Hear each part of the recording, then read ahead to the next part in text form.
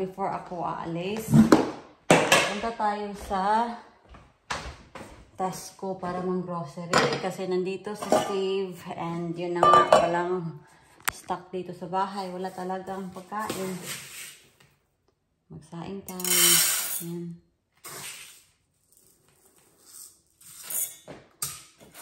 Kasi makikita niyo mamaya.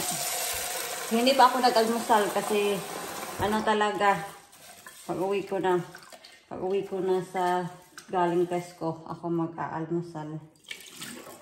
Para meron tayong rice na naka-ready. Sasabihin na lang natin kay Mr. na to turn it off. I will not belong naman in Tesco. Kasi hindi naman talaga full grocery yung gagawin ko. I need to borrow his club card, isn't it? Huwag natin kalimutang magdala ng bag.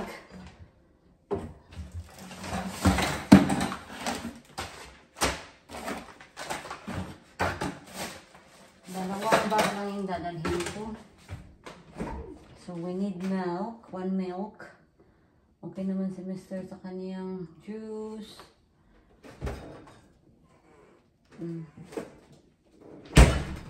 Bibili tayo ng ng vegetables.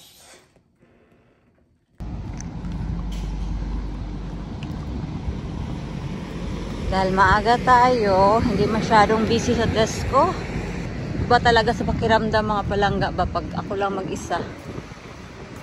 Iba talaga mang grocery pag kasama ko si John. Mas prefer ko na kasama ko yung asawa ko para mas easy. Meron silang pa-music. Ang lakas-lakas. Baka makapiright tayo. Kukuha lang tayo ng pang stir fry.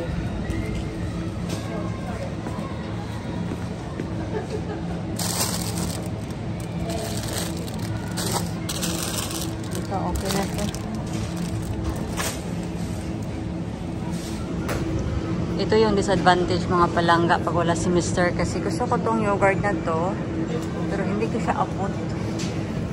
Ay, naku, sayang. Naka-offer pa naman. Maghanap na lang tayo ng iba.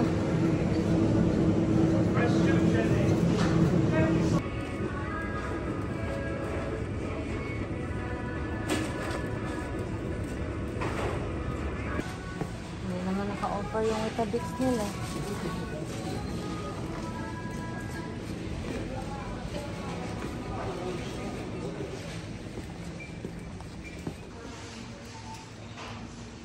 Crisp. Kailangan natin ng crisp. Ayaw ni Mr. nilalabit yung oven bake. Yung akin, mas bet ko yung oven bake kaysa sa regular one. Ito. Ito yung gusto nila.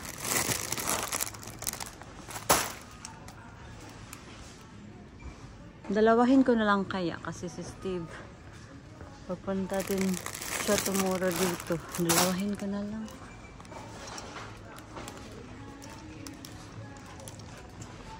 Marami pang tsokolate sa bahay kaya hindi na lang ako bibili ng mga chocolates. Kuha tayo ng juice. Dalawa lang. Kasi meron pa namang juice sa bahay.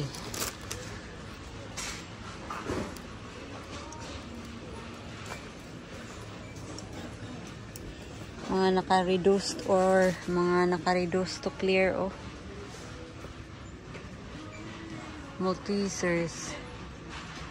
Magkano? Ito? 225 na lang. What was the price before? Before naka-offer to.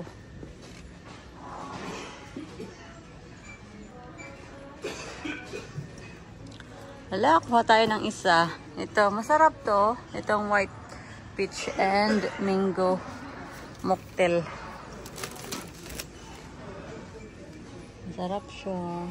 Punta tayo doon sa frozen section para kumuha ng peas. Kasi paubos na yung peas ko.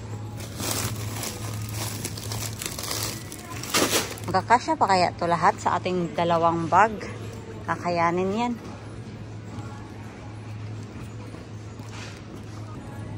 Wala pa din talaga. Hindi talaga nila ni-restock yung Swedish meatballs. Tapos yung... Ano ba yung isang hinahanap namin? Kalimutan ko yung pangalan. But yeah, dalawa yung hinahanap namin na nabili ko dito sa Tesco. Tapos hindi na nila ni-restock. Which is a bit disappointed. Nakarating ko lang talaga sa bahay. And look! Tingnan niyo mga loves. Yes, it's Jollibee. Nagpabili ako ng Jollibee kasi matagal-tagal na din ako hindi nakakain ng Jollibee. So, tinanong kasi niya ako kung meron ba akong ipabili sa Jollibee. Sabi ko, sige, ano na lang, chicken. And yeah, thank you so much. Maiibsa na din yung aking cravings.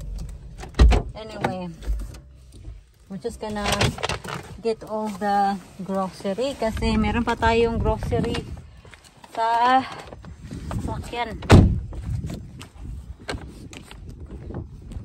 But first, we need to secure this.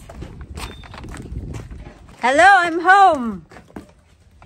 I'm home. Hindi naman ako pinansin.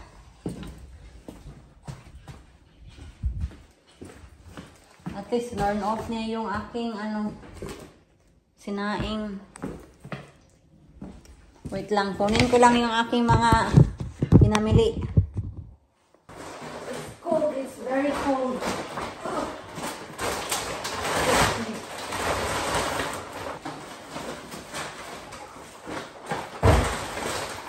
Magluluto na sana ako ng pansit para pang lunch nila. Kaso sabi nila, wag na lang daw. Ito na lang daw. Yan. Kasi, I was planning na magbigay sa kanila ng Jollibee din, Chicken Joy at pansit.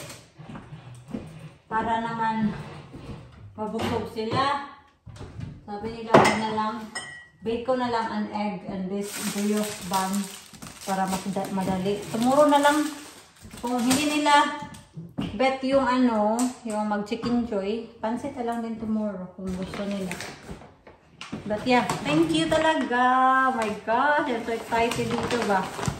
May gravy to. Ito, gravy. 3 gravy. Masarap yung gravy kaya sa Jollibee.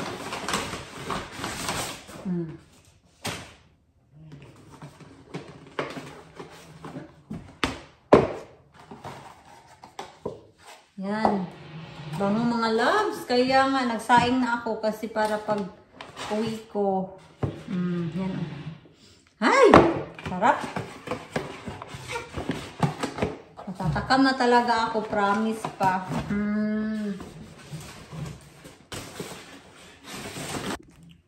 Or pwede din mga palangga na yung Jollibee, hapunan namin yan ni Mr. With fried rice. So, diba? Yan na lang siguro. May 2 spicy na Chicken Joy doon sa bucket. Then, the rest are regular.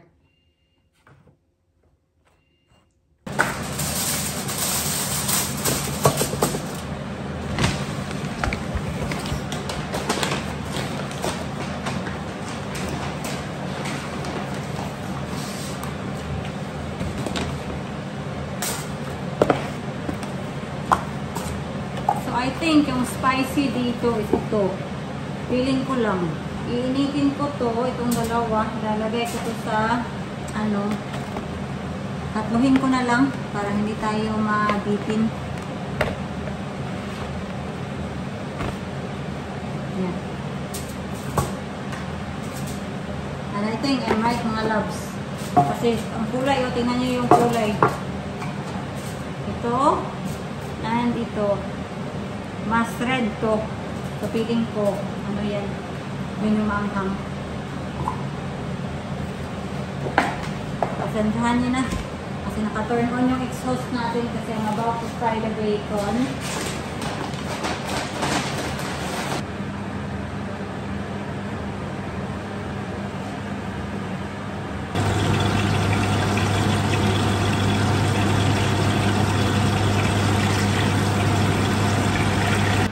Check ko yung chicken. Wow. Malutong na oh. Sarap mga loves, kain. Ito, try natin to. Can you hear that? Crunchy talaga siya. Ito yung spicy. Oh my gosh. It's spicy nga.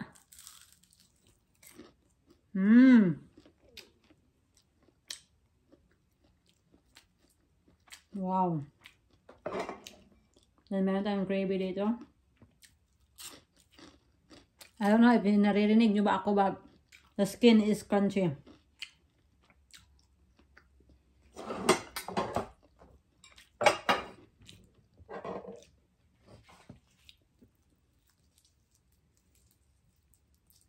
Oh.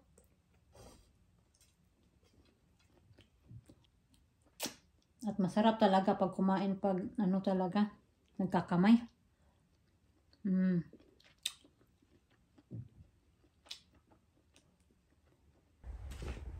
I'm gonna give you an update mga palangga sa ginawa nila ngayon. So, yun na nga, busy yung dalawa sa kakalagay ng window. So go, oh yes, that's it now. We got the frame. I'm just gonna turn the camera around. Oh yes, we got the frame now. Yan, up there as well. That's good, so you can finish it tomorrow. Well, if you come back, we've got on top of the other window frame to make, and then we've got to put the things up, you know, that bit. The arch? Yeah, on top tomorrow. On this side, we don't want to do the other one until spring. Okay, that's good. Are you able to do the other windows on your own, or do you still need Steve? Well, it was easy when or while Steve is away, are you just doing the roof then? I'll do the roof. And then you'll wait until Steve is coming back. Put some insulation behind that and put rest at floor joists in, which I'll do. We're going to put the glass in tomorrow, you say. Magha-holiday kasi si Steve. Pupunta sila sa ano? Looking better, isn't it? Pupunta sila sa Pilipinas. Sana all!